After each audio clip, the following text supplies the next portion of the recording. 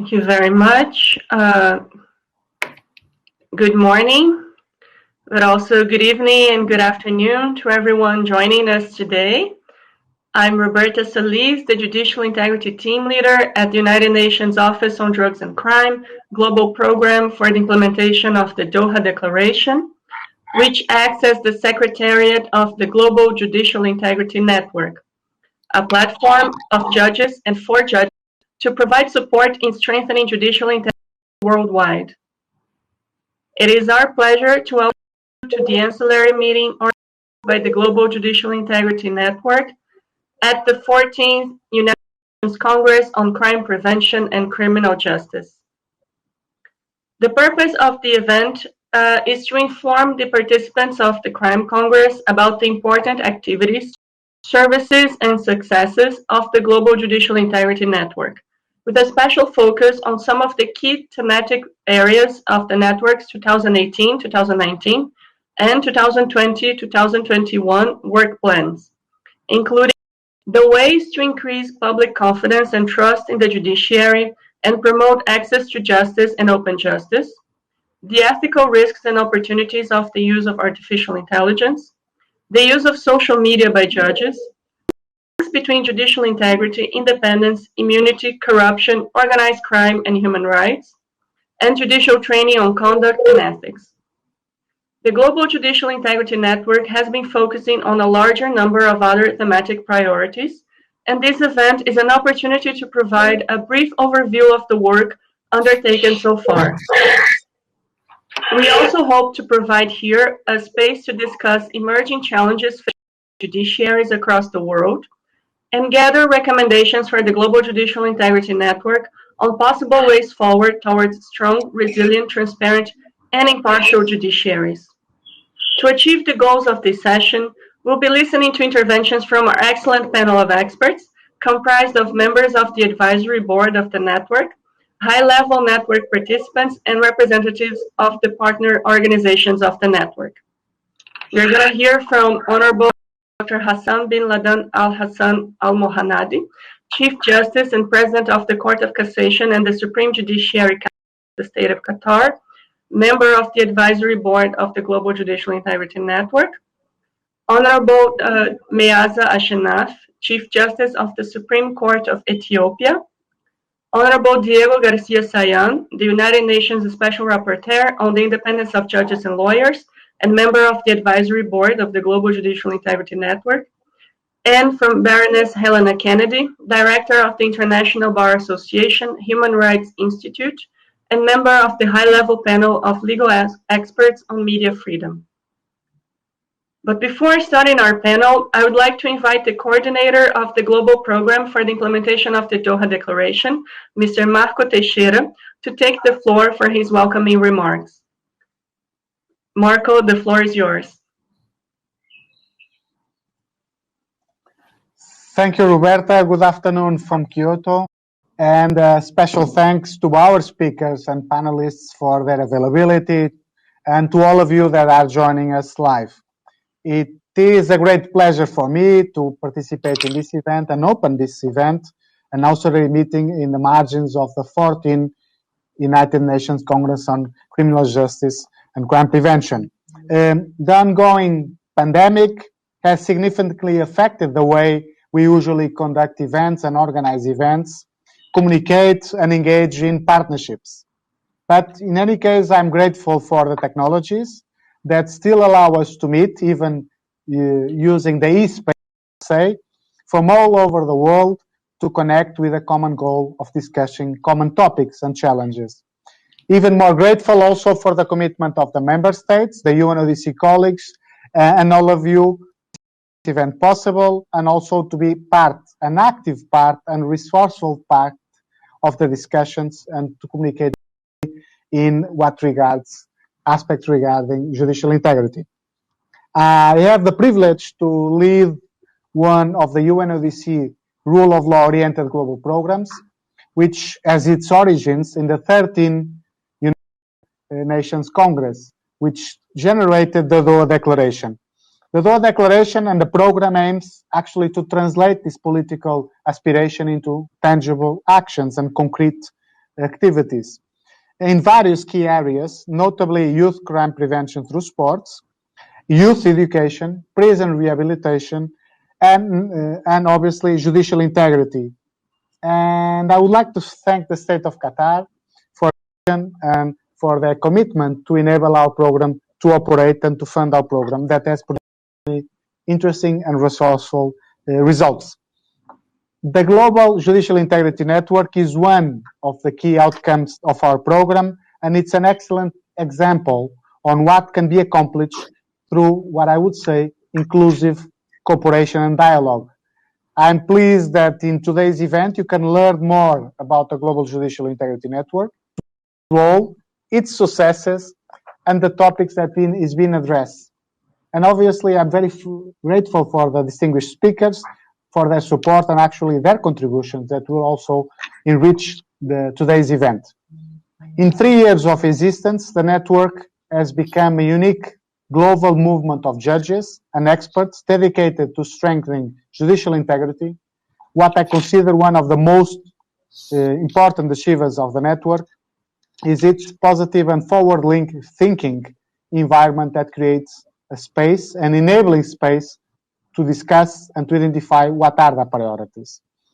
What I think what makes us important and what it makes the network relevant is the participants, they feel welcome, they can share their challenges, and then basically the network becomes a community, an audience to support its participants, in turn also with trust and openness to have deep discussions around different topics.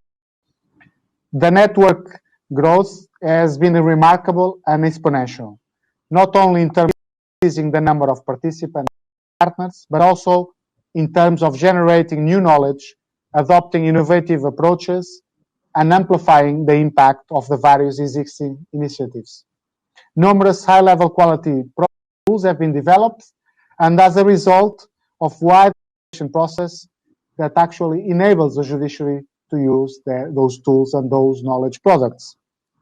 The value of the network is increasingly recognized, and I'm going to give you one example now, which is basically the network's proposal to develop guidance on artificial intelligence and gender, were the winners at the 2020 Artificial Intelligence for Good Global Summit. With full appreciation to the commitment of the network participants, the advisory board, and also to my UNODC team, the network has become a key player at the international level in developing effective responses to the judicial integrity challenge. Although we have been facing a pandemic of unprecedented consequences, innovation and quick responses have been the network guiding principles to continue to operate and navigate through challenging times and transforming challenges, difficulties into opportunities. The pandemic has not stopped the network, rather the opposite. It has reinforced its value and the need to maintain a meaningful space for judges to collectively address common challenges. Before I finish, I'm convinced that important work must go on. Continuity is essential, and I think the word in here continuity to sustain gains and continue to intensify the network's achievements and impact. And for that, we rely on the support of the member states, the judiciaries, and obviously we look forward to continue this journey with all of you. As the General of the United Nations mentioned in his speech in the occasion of the 75th anniversary of the UN General Assembly, he mentioned the following: we must transform our global system into a global partnership. It is a spirit of partnership that the Global Judicial Integrity Network conducts its activities. And I hope that today's event is also a great reminder of the strong positive impact that our common efforts and our partnerships can and collaborative achieve together. Thank you very much. Roberto, over to you.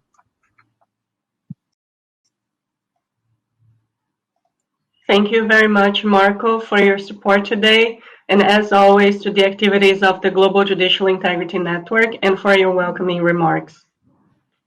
Before giving the floor to our speakers, who will provide insights into some of the thematic areas that the network has been addressing, as well as into what they consider to be the value and the positive impact of the network, allow me and my colleague Tatiana Veres to introduce to you some of the key activities and successes of the Global Integrity Network. From the beginning, the Global Judicial Integrity Network was conceived as a unique space for judges and judicial sector stakeholders within the United Nations. Leading up to this official launch in 2018, more than 4,000 judges around the world were consulted to ensure its applicability and accessibility. We have stayed true to that premise and continue to remain centered on the needs and experiences of members of judiciaries in all of our efforts, including in of our knowledge products and in creating new ways to give voice to judges from around the world. By taking the feedback of judiciaries into account, the network has been able to provide valuable and innovative services and products. In particular, the advisory board of the network assists the network secretariat, UNODC, identifying and prioritizing emerging challenges of judicial integrity, largely based upon the outcome of the network's high-level meetings, among other events, and forms of consultations with judges around the world. We thank the advisory board for their guidance, which is the basis of the development of the network's biannual work plans. The network has expanded in both size and breadth since its founding, and in just 3 years, it has reached 220,000 people from 118 countries. This number will only continue to grow as we build a global movement of judicial integrity. 220,000 people. The network has directly assisted more than 5,100 through direct capacity building activities. In total, the network has participated in 93 events in this time period, presenting its work, discussing key issues of judicial integrity, and listening to the international judicial community, as well as several events itself, including a range of expert group meetings, training of judicial trainers, and 2 high-level events. In February 2020, shortly before the widespread outbreak of the pandemic, the Supreme Judiciary Council of the State of Qatar hosted the second high-level meeting. Demonstrating the convening power the network has, it was the largest ever meeting of judges under UN auspices.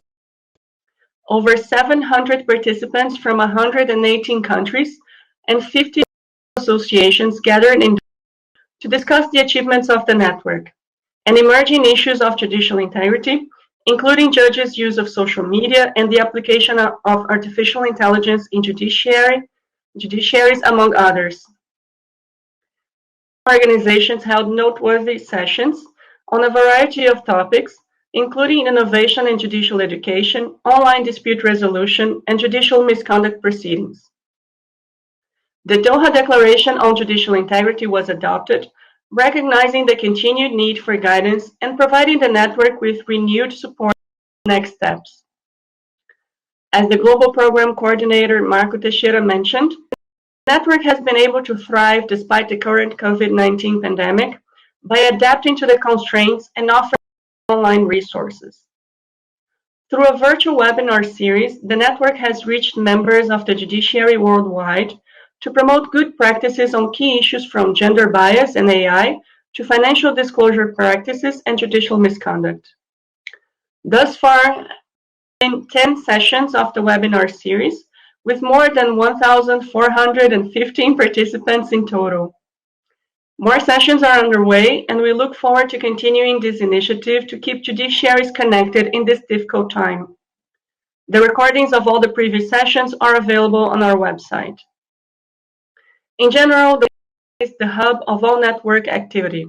It is home to the knowledge and tools developed by the network, an online resource database of more than 2,000 documents related to judicial integrity, including a restricted database of disciplinary cases, information about the past and upcoming events, and all the network's knowledge products, and much more.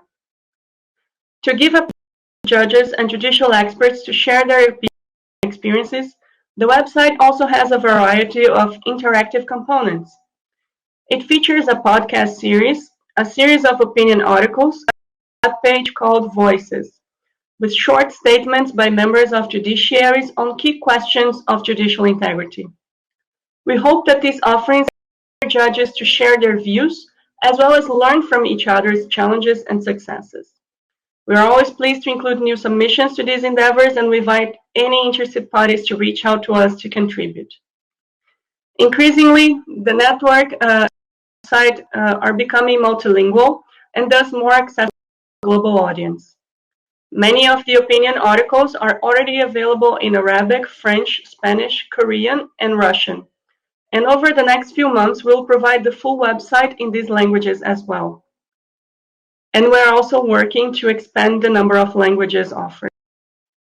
Furthermore, many of our key outputs, like the Judicial Ethics Training tools, about which we will learn more in a minute, are available in 5 UN official languages, as well as Portuguese, due to the generous contribution of the Judiciary of Brazil. I would like now to give the floor to my colleague Tatiana, who will introduce the main knowledge products and tools developed by the network. Tatiana, the floor is yours. Thank you, Roberta. Dear participants, allow me to provide you with a brief overview of the main thematic outputs of the Global Judicial Integrity. We are very pleased that the network's knowledge products and tools are very positively received by judiciaries worldwide, and that an increasing number of jurisdictions is inspired by them important measures towards strengthening judicial integrity.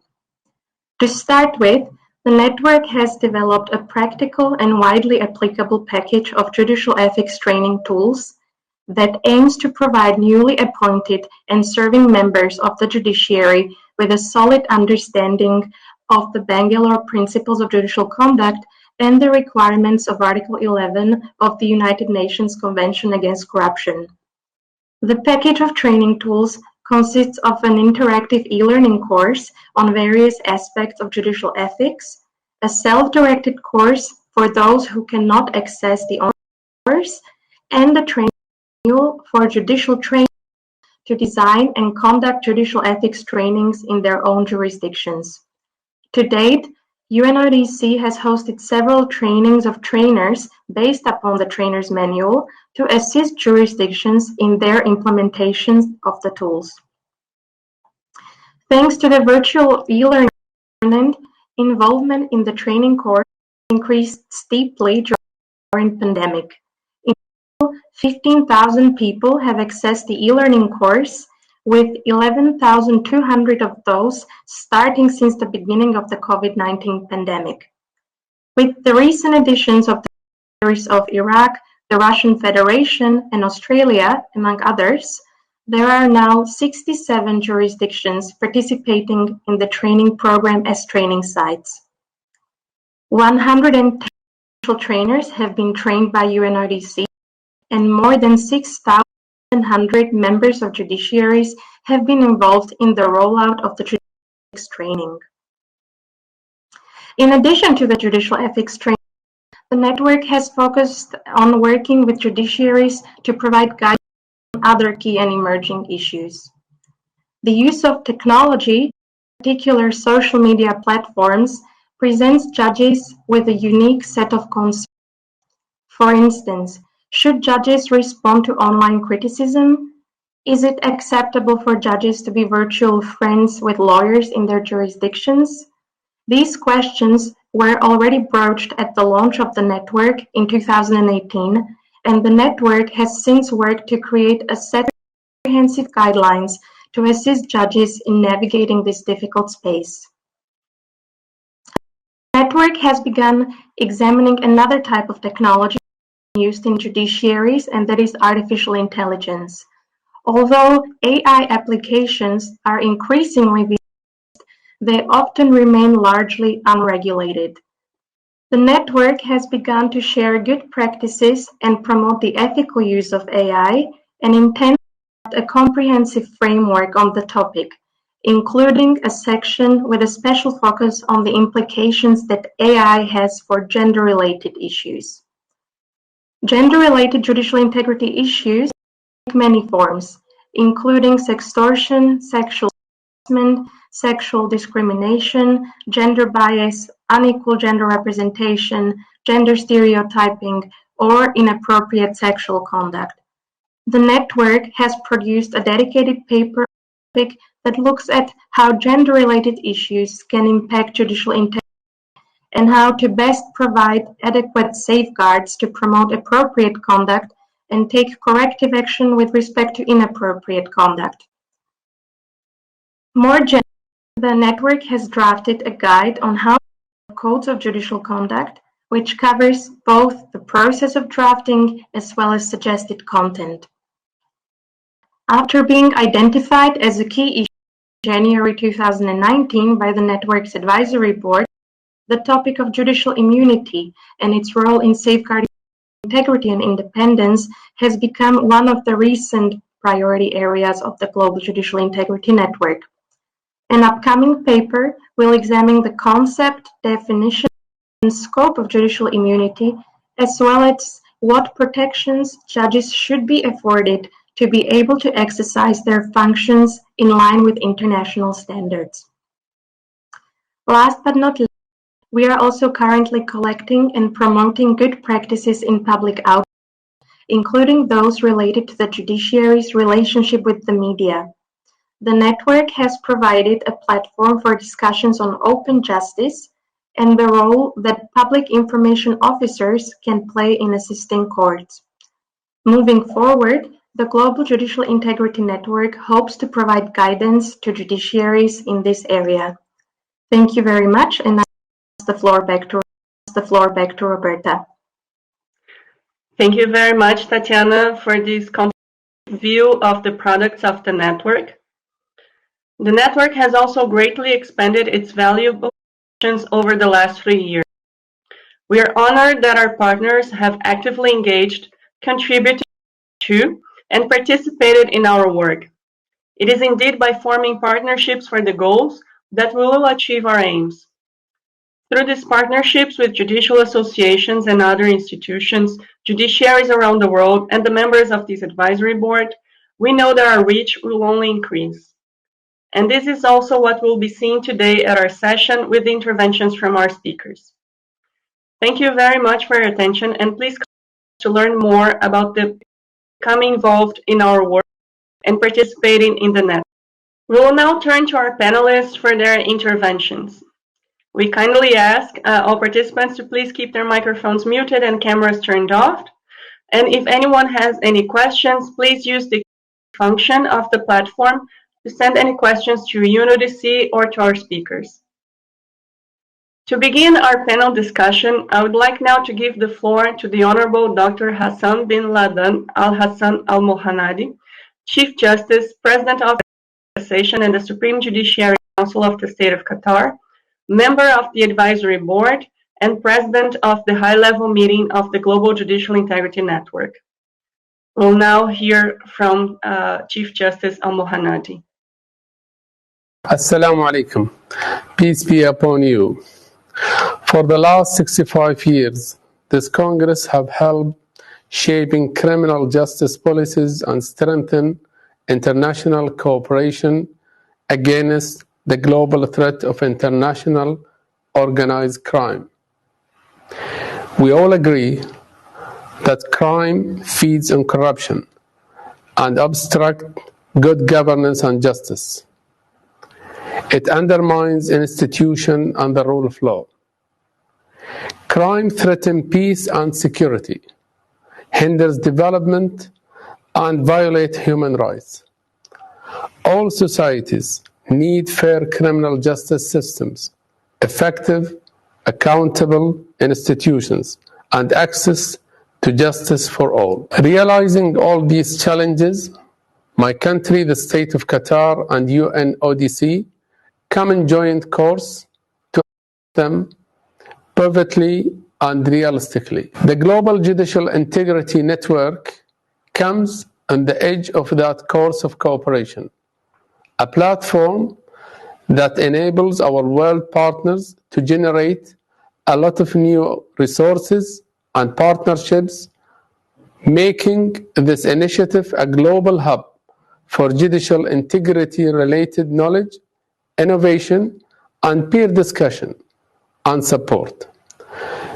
The Global Judicial Integrity Network is being steered by an advisory board under my chairmanship for this term and composed of Chief Justices and other senior representatives of judiciaries and associations, and thus being able to contribute to the thematic priorities and strategic directions of the network from in-depth and consistent eyes. The advisory board is very pleased that the network has received a prompt global recognition and trust, and that the judiciaries and judges increasingly checked in.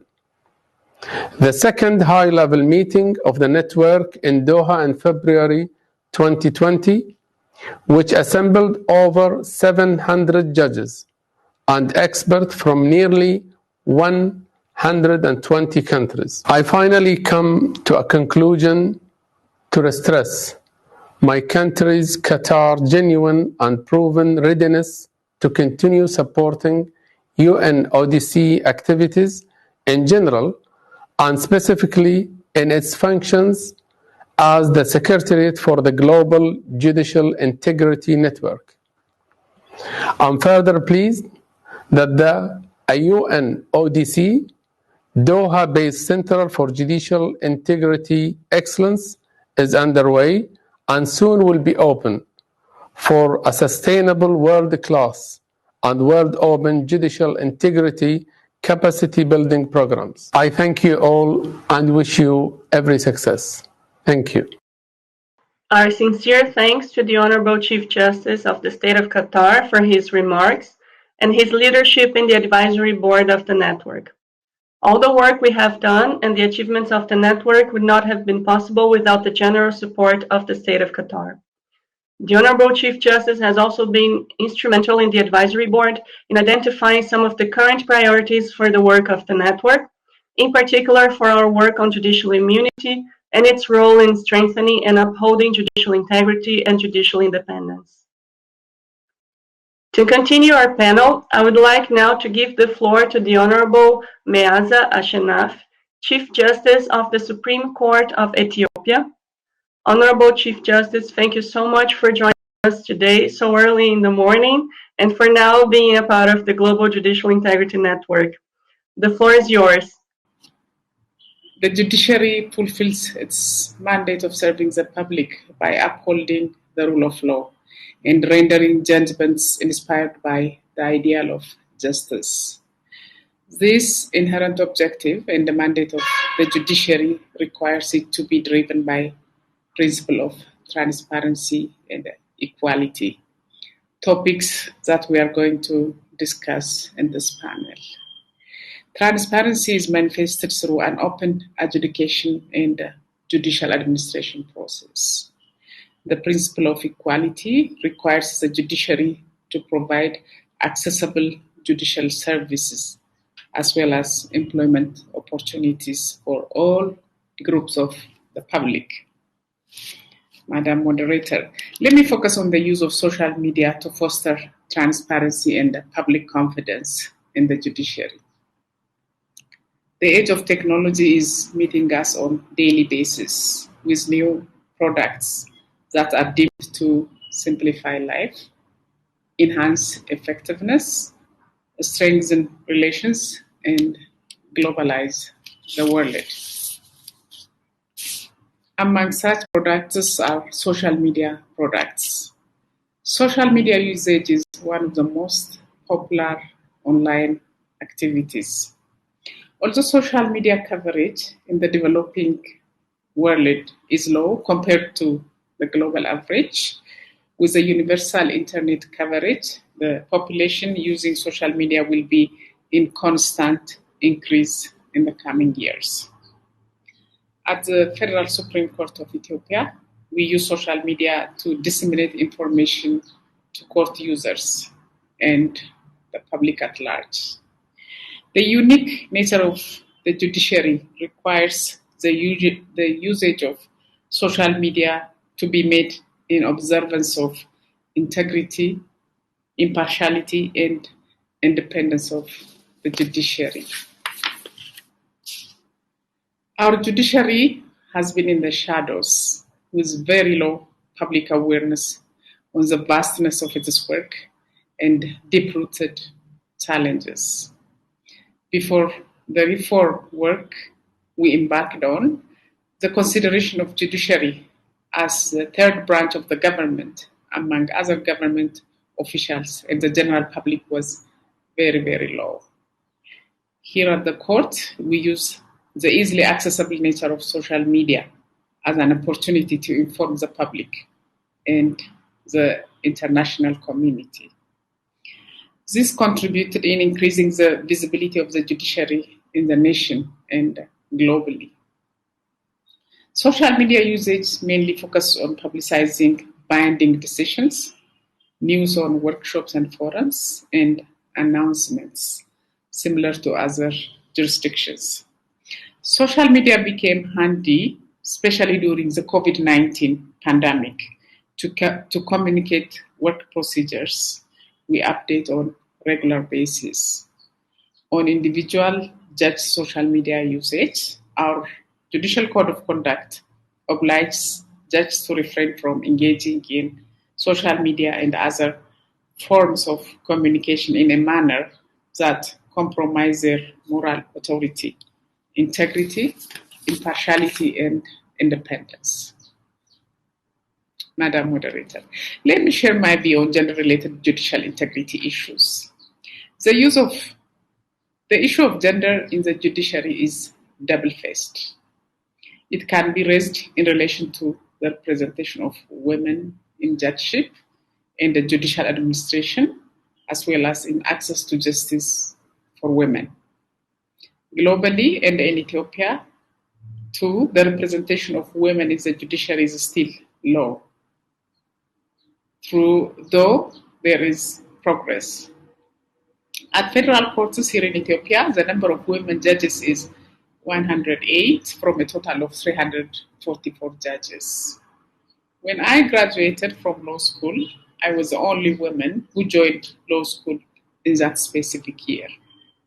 In recent years, the number of young women graduating from law schools have immensely increased. Nevertheless, the saturation to the judiciary is still at bay. Stringent and close recruitment processes, gender stereotypes, limited outreach of employment opportunities, and reluctance to join the judiciary among women are the main factors. The conservative nature of the judiciary, which could be rigid in traditional societies like ours, may also add up for the entrenchment of systemic discrimination. When I became the Chief Justice of the Supreme Court, there were only 8 women judges at the Supreme Court from a total of 34 judges. When additional number of judges were appointed to the Supreme Court, we increased the number of women judges to 16. We also appointed 26 women judges to the lower courts. Currently, the senior leadership of the courts, which comprise presidents and vice presidents from 3 levels of federal courts, has 3 women. My appointment as the Chief Justice and the subsequent appointment of 2 women in the leadership is historical because it was unprecedented. Likewise, to the issue of women's representation in the judiciary, access to justice for women is a work in progress.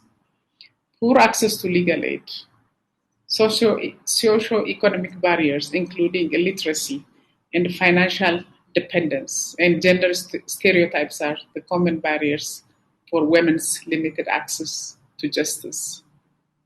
We have developed programs aimed at auditing gender gaps in the judiciary. We have capacity building programs in our court. I am also encouraging female judges to establish Women Judges Association. Madam Moderator, fellow speakers, in conclusion, the rule of law requires the judiciary to maintain its integrity and independence. This can be achieved with responsiveness and adaptability to the ever-changing world we are in. The age of technology is bringing us with products that gives opportunities and challenges at once. While seizing on the opportunities it offers to increase the effectiveness and the efficiency of the judiciary, continuous work has to be done to develop ethical standards that can be used as guideline and reference in addressing the challenges that affect judicial integrity. The judiciary should be in lead in addressing gender gaps that exist within the judiciary and in access to justice. Low number of women's representation within the judiciary can be an indication of the existence of persisting systemic discrimination in the society and in the judiciary. This contradicts with the principle of judicial integrity. In this regard, international actors such as the Global Judicial Integrity Network and Women Judges Associations can play a great role in facilitating forums to discuss the challenges, to share knowledge and experience, and to advocate for the development of international instruments and guidelines. Thank you very much for your attention. Thank you very much, Chief Justice. This was an extremely interesting intervention. Very important remarks on the use of social media and gender issues in the judiciary. Thank you also to for your support to the network. We're really very honored to have you now participate in the network in our panel today. I'm sure you're a role model to many women and girls in Ethiopia, but also all over the world, who see how they can reach the highest courts in their countries. Thank you for your leadership in so many of these issues.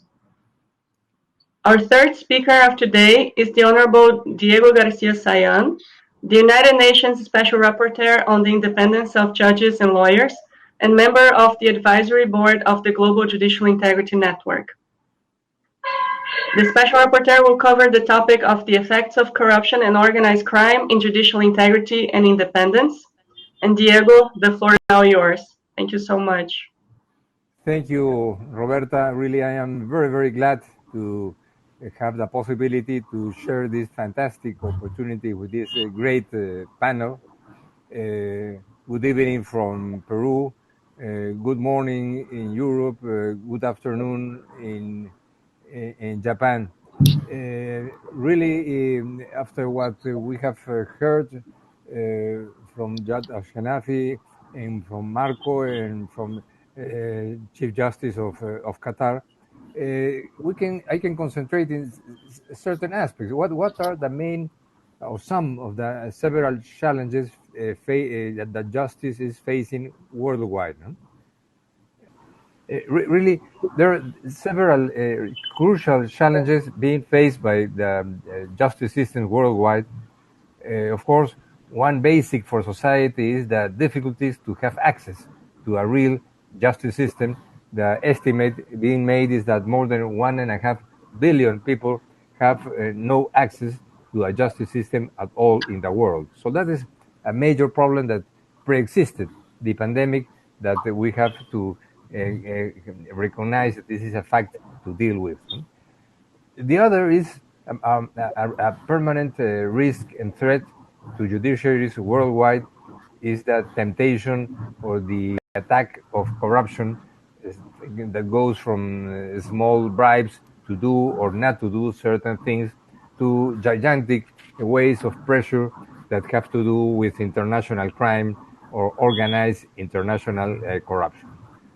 And third, the temptation that because of several reasons that can go from political pressure, lack of strong commitment with rule of law, the lack of independence of judges to take decisions, not following strictly law, but different other sources of de facto powers in society. But in this context, I would say we can mention different responses, but the key one has been already mentioned in the introductions. The Convention Against Corruption is one of the most important international treaties that has been built and decided in the last decades, and it has to do directly with the way through which society and humankind can have better conditions to have access to a more efficient, to a more honest and a more independent judiciary. So I would say among these things, I can recall 3 or 4 which I can quickly mention now.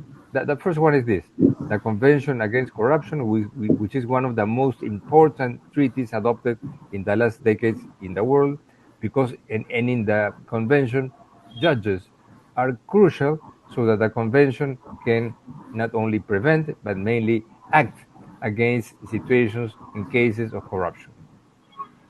Second, we are in a context in which we can find judges as today in this event from different parts of the world that represent tendencies of people trying to do the good things in the judiciary, men and women with fantastic personal careers that could be eventually earning a lot of money as private lawyers in big corporations, but that are dedicating their lives to serve in the judiciary, in a movement in which you find associations of lawyers, as the one, the European Association of Judges, headed by our friend Jose Guerrero Matos in Europe, and the associations of public prosecutors, and of course, the very important integrity network that has been supported and promoted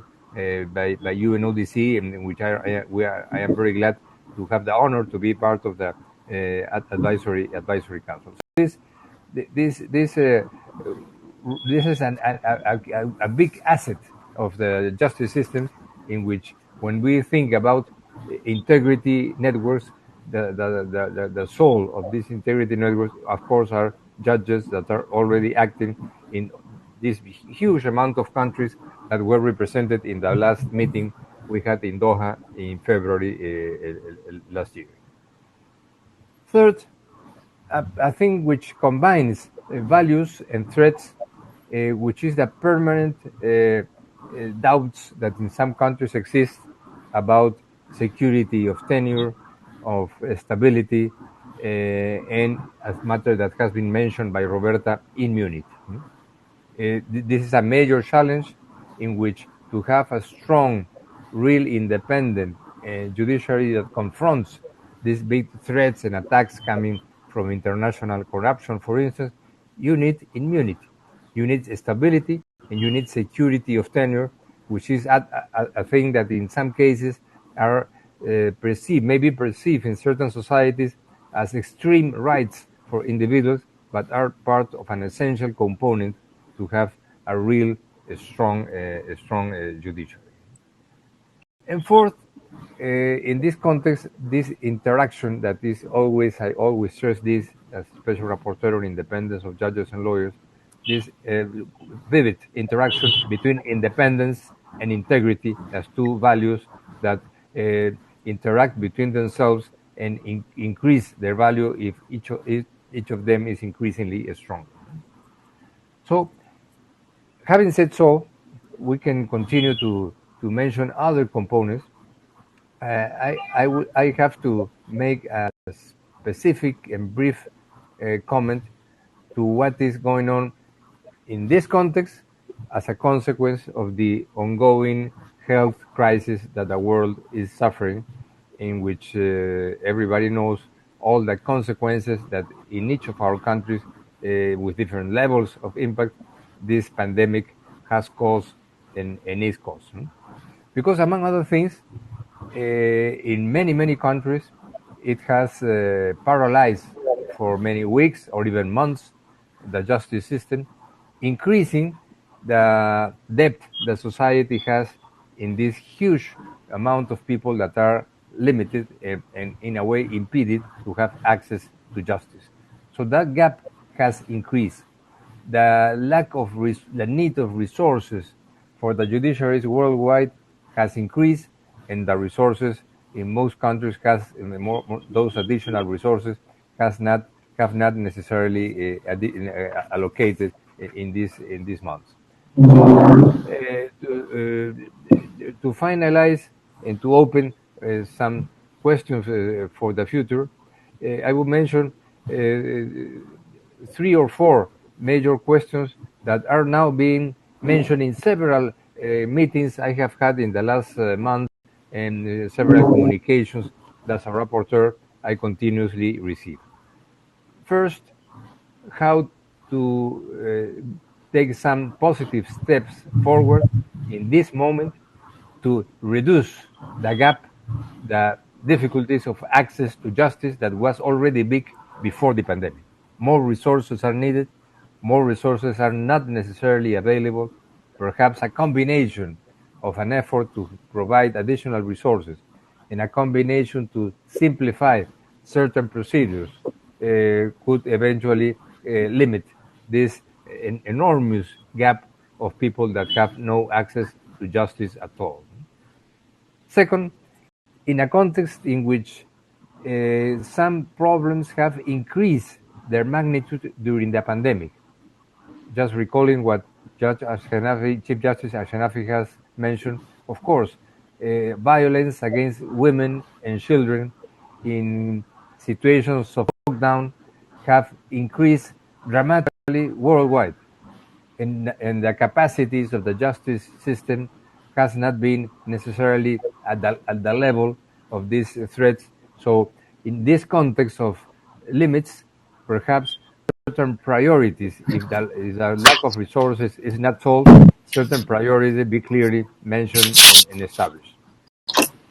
Second, a matter that has been mentioned now, information, innovation and online technology, artificial intelligence, which is absolutely a key concept that had existed before the pandemic. We discussed this several meetings before the pandemic began. We discussed it again in February last year in Doha.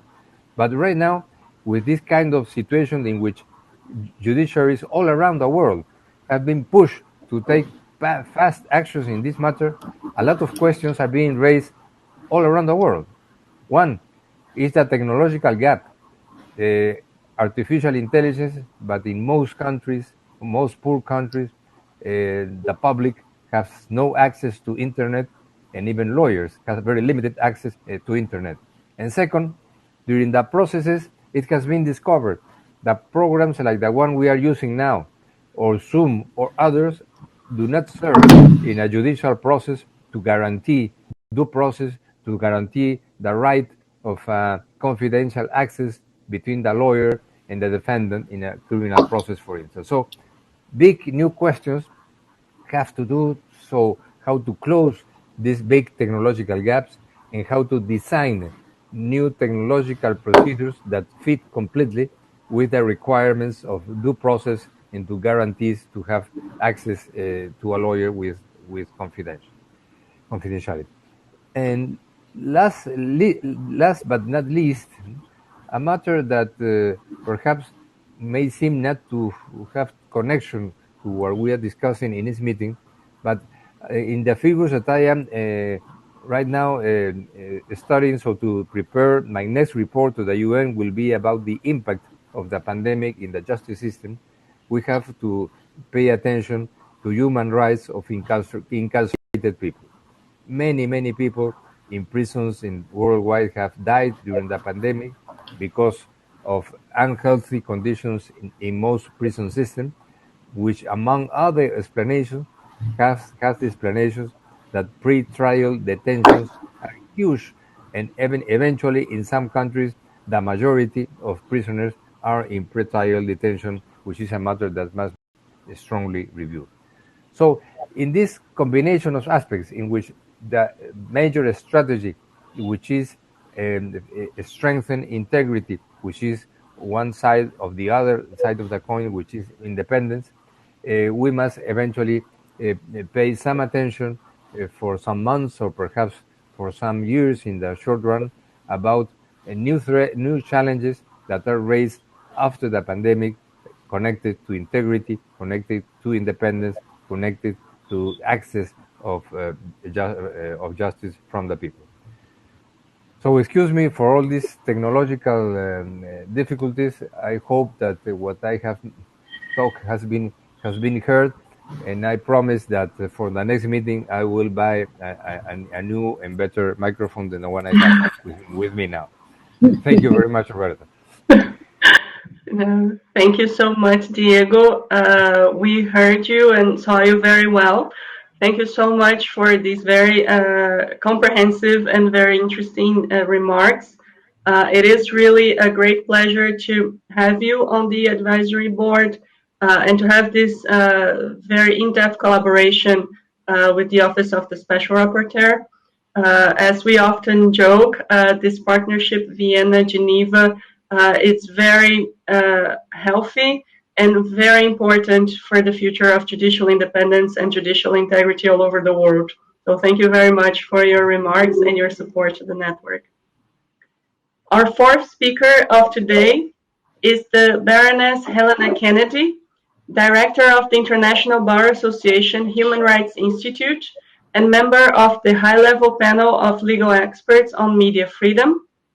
The Baroness will address in her intervention the topics of the relationship between judiciaries and the media, and of promoting public trust through the independence of the media and of the judiciary. We now pass the floor to the intervention of the Baroness. It's my great pleasure to be with you all today and to participate in this event. I want to thank colleagues at the UNODC for hosting this important discussion. My name is Helena Kennedy. I'm Baroness Helena Kennedy. I'm a Queen's Counsel, a practitioner barrister here at the English Bar. I'm also a member of the House of Lords, the part of our British Parliament. I am the director of the International Bar Association's Human Rights Institute and a member of and the head of the Secretariat to a high-level panel of legal experts on media freedom. Now, the International Bar Association's Human Rights Institute is an autonomous and financially independent entity inside the International Bar Association. It works with the global legal community to promote and protect human rights and the independence of the legal profession worldwide. The EBARI, as we call ourselves, is an important part of the legal community because the International Bar Association has 187 bar associations under its umbrella. So, if you like, the convening power and the influence that the IBA has is quite considerable. The high-level legal panel that works on media freedom was created in July 2019 by the former president of the UK Supreme Court, and that's Lord David Neuberger. And that was done at the request of the United Kingdom and the Canadian governments. The remit of the panel is to provide advice and recommendations to governments and to prevent and reverse abuses of media freedoms and attacks against journalists. The panel's body of work is based on detailed consultations and deep research with media lawyers, judges, academics, and journalists. And the people on the panel are legal experts from around the world, from India, Pakistan, from South Korea, from Canada, from the United States, from Latin America, from Europe. Basically, we've tried to make it a global group of people. The panel are proposing a number of initiatives that can be taken by governments, including members of the Media Freedom Coalition, which is 40 countries now, to ensure existing international obligations relating to freedom of expression and media freedom are upheld, because we know that they aren't. It's also to disseminate elements for model legislation and to promote and protect a vibrant free press. So the whole point of it is to report on the means by which we can secure freedom of expression and media freedom, and to stop the targeting of journalists for doing their work. Now, I want to talk about the crackdown that there has been on journalists. In recent years, we've seen an incredible increase in the number of attacks against journalists. According to UNESCO, on average, a journalist is killed every 5 days for bringing information to the public. Over the past 12 years, more than 1,000 journalists have been killed for their reporting. And what's incredible is that it's not taking place in conflict zones, as you might expect, although there are some killings that take place there, in Syria, in Yemen. But in fact, a huge number are happening inside our regular societies, with a mere 14% of perpetrators successfully being prosecuted. So those who do this enjoy impunity. According to the Committee to Protect Journalists, this is one of the great challenges of our times. Attacks against the media and journalists globally represent a broader attack on democracy and democratic values. According to Freedom House's Freedom in the World data, media freedom has been rapidly deteriorating around the world over the past decade. New forms of repression taking hold in open societies and authoritarian states alike. The trend is really acute in Europe, previously a bastion of well-established freedoms, and taking place, of course, in other parts of the world, in Eurasia, in the Middle East, where many of the world's worst dictatorships are concentrated. So it's in totalitarian regimes, but also in what we consider to be well-established democracies. If democratic powers cease to support media independence on a national level and impose no consequences for its restriction abroad, the free press could be in danger of virtual extinction. Throughout 2020, the panel released a series of reports. They were enforcement reports, and there were 4 of them. And they give teeth to the international mechanisms, recommending best practice and initiatives to ensure that more robust international mechanisms are in place when a journalist is arbitrarily targeted or attacked. The panel are also developing a series of reports on international standards, containing advice on model elements for the drafting and interpretation of legislation so that it's in line with international human rights standards. Those 6 reports will address laws that are frequently used to target journalists and those undertaking journalistic activity in separate reports. And the laws that are used are, we can document them readily. Defamation, sedition, and insult laws. You insulted the king. You insulted the prime minister. You insulted the prosecutor. Misinformation and disinformation. The whole problem of fake news. Hate speech laws. Blasphemy laws. Counter-terrorism laws and espionage and official secrets laws, all used against journalists to crush their reporting. Internet shutdowns being used by authoritarian regimes to basically prevent people knowing what's going on, knowing the corruption, the oppression that's happening in their country and to people like themselves.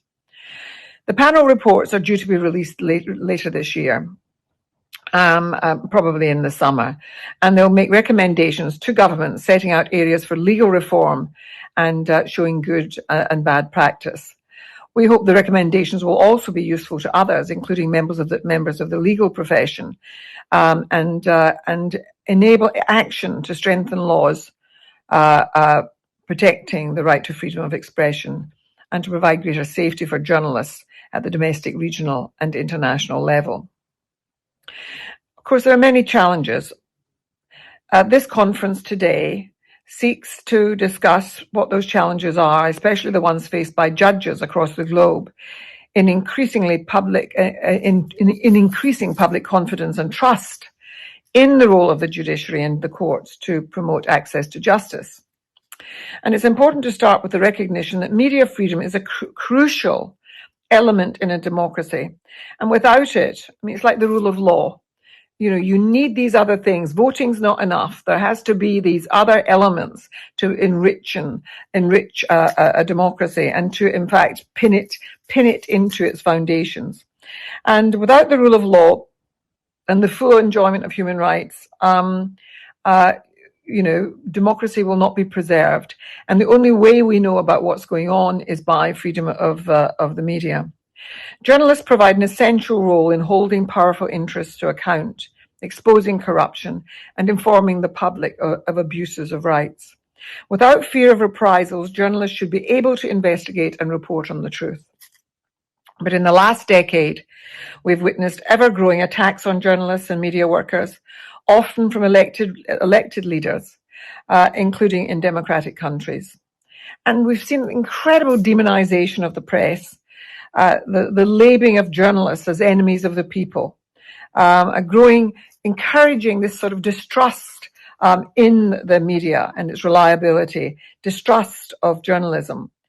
And we, of course, see the term fake news thrown around, started by the former president of the United States, but picked up by authoritarians the world over.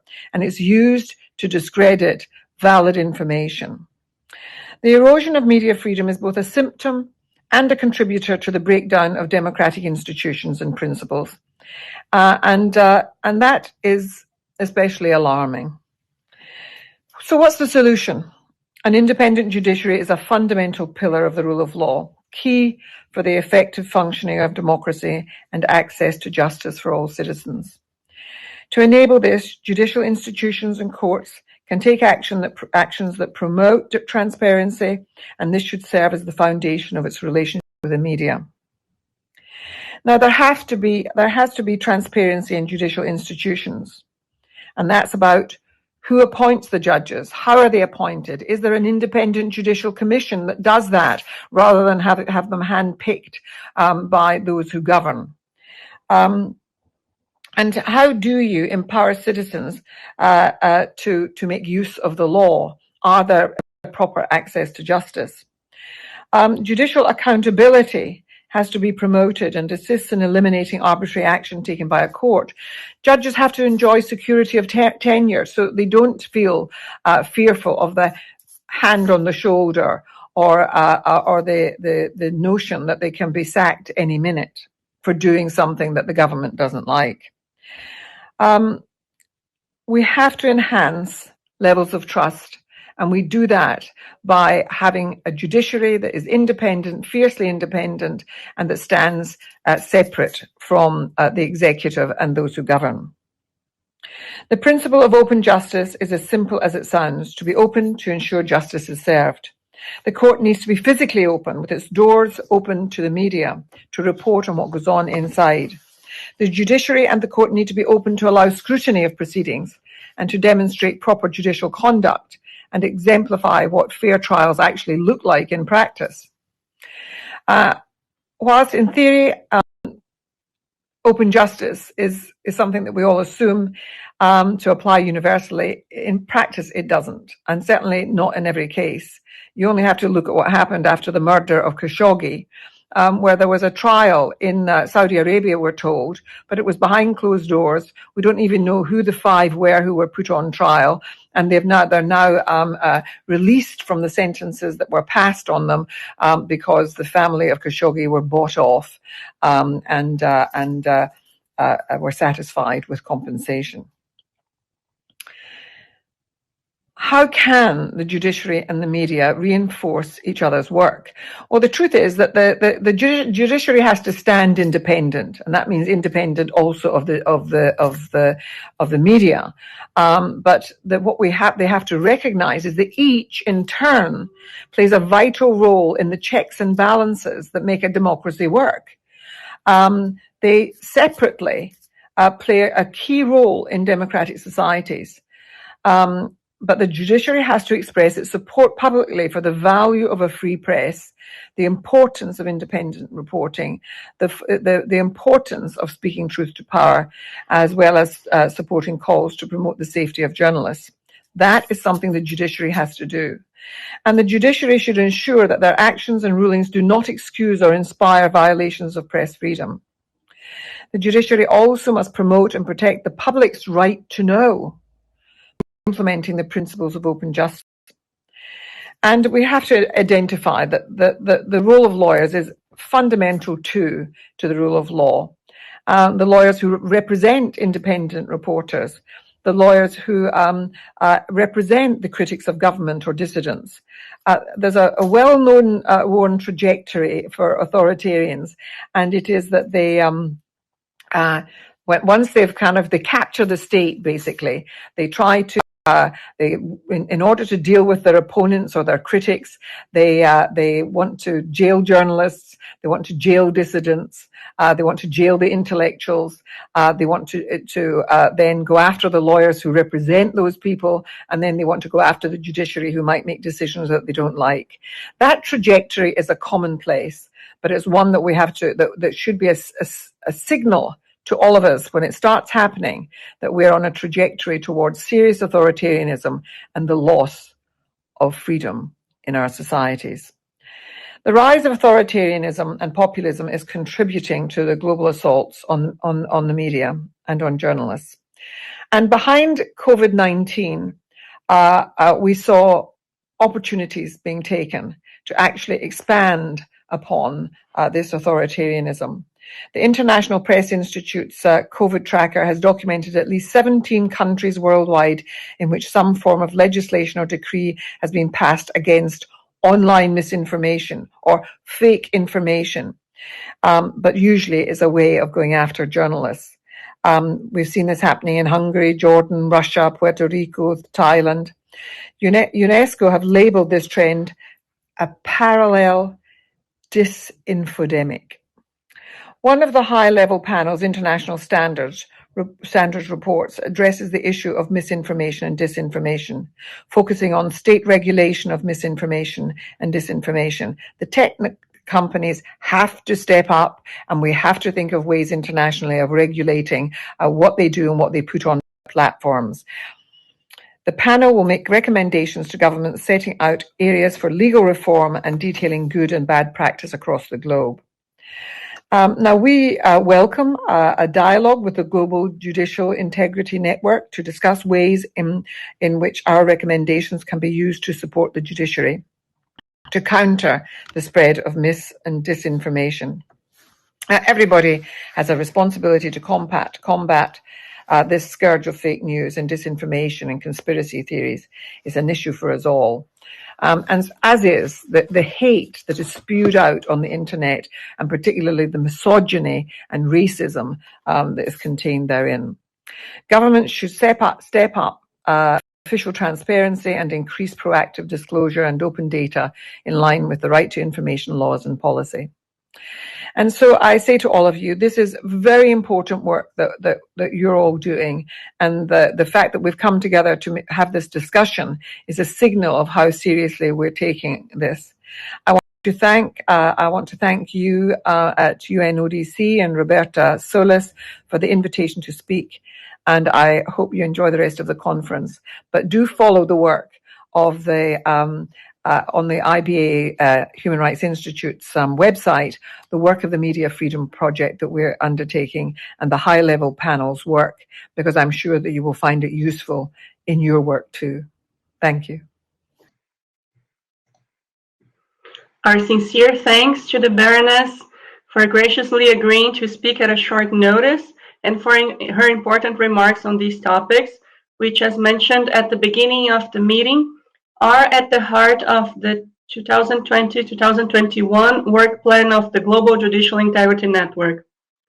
We are very happy to be now partnering with the IBA Human Rights Institute to shed a light on the linkages between judicial integrity and independence and media freedom. It is a pleasure to work with the high-level panel of legal experts on media freedom, including the Baroness and the chair of the panel, Lord Neuberger, and the deputy chair of the panel, Ms. Amal Clooney. Before we conclude our panel, I would like to also acknowledge the participation today of two other members of the advisory board of the network, Honorable Justice Maria Teresa Moura of the Superior Court of Justice of Brazil and National Inspector General of the Judiciary of Brazil, and Honorable José Igreja Matos, Judge at the Court of Appeals of Porto in Portugal, and President of the European Association of Judges and Vice President of the International Association of Judges, another great partner of the Global Judicial Integrity Network. Thank you very much for both, also for your great leadership in the advisory board and commitment to the network since its very beginning when we were still planning the launch of the network. I'd like to maybe invite also Judge José Igreja Matos to say a few words about the work of the board and the network. And so now I turn the floor to him for his intervention. Thank you. Thank you very much, Roberta. Thank you for giving me the floor. It's really a great honor to be here, and especially being a member of this wonderful family of the Global Judicial Integrity Network.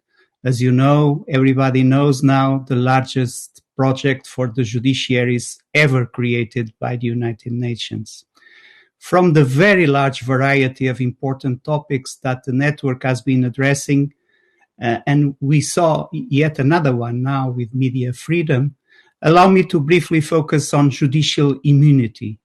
I'm also pleased to see the network is currently finalizing a new knowledge product that addresses the topic of judicial immunity. I would like to take this opportunity to stress that judicial immunity is an often misunderstood concept.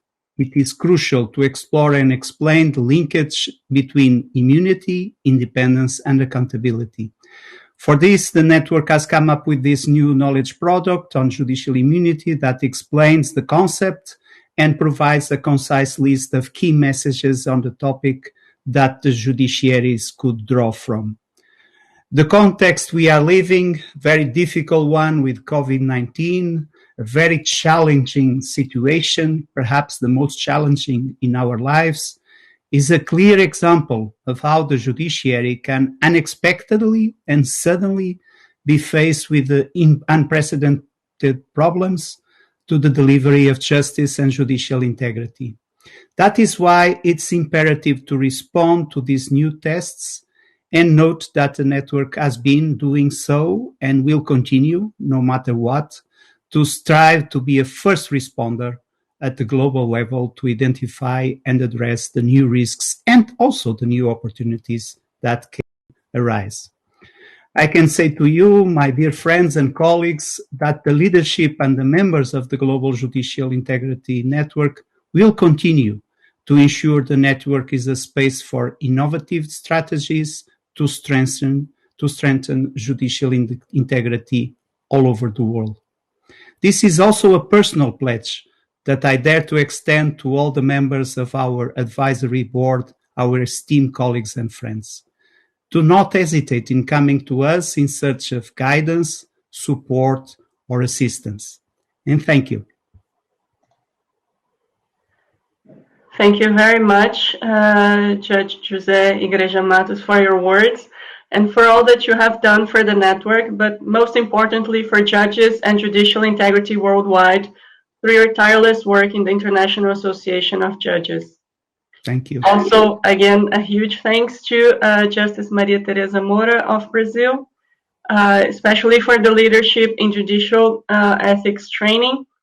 Thanks to the generous support of the Judiciary of Brazil under her leadership previously in the National School for the Training of Judges, is that the network can offer also our judicial ethics training in Portuguese. Thank you very much.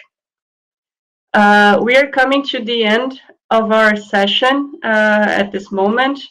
Unfortunately, we will not have time for a Q&A session, but if any of the participants in the audience would have any questions for our speakers or for UNODC, please don't hesitate to contact us.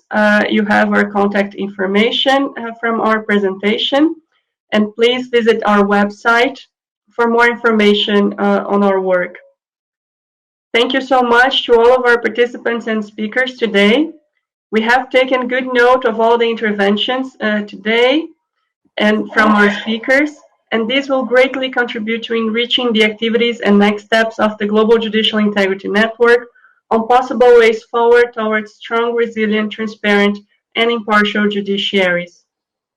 Thank you very much, dear speakers, for being with us today. I guess all of you at very odd hours in the day, so we especially thank you for that commitment. And thank you for sharing your great insights and guidance for the work of the network. Many thanks also to everyone who joined us today in this meeting of the Global Judicial Integrity Network at the 14th UN Crime Congress. As mentioned, please stay tuned for the next activities of the network, and do not forget to visit our website to learn more about our work on various topics that were discussed today and others. Visit our views section to read the opinion pieces written by judges and justice stakeholders from all over the world on various issues of judicial integrity, but also on the issues created by the pandemic, the ongoing COVID-19 pandemic, to the judiciaries in terms of challenges to access to justice and to the continuation of the delivery of justice. Follow our podcast series in various platforms available. You can find all this information on our website. And if you would like to, please contribute to our Voices page. As mentioned, we're always looking for other ways to give voice to the judges of the network, and your participation is invaluable in that regard.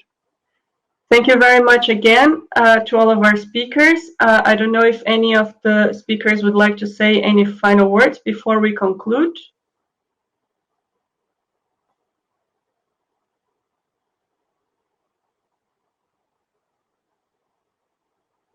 Okay, so I think we can conclude. Thank you so much to all of you again.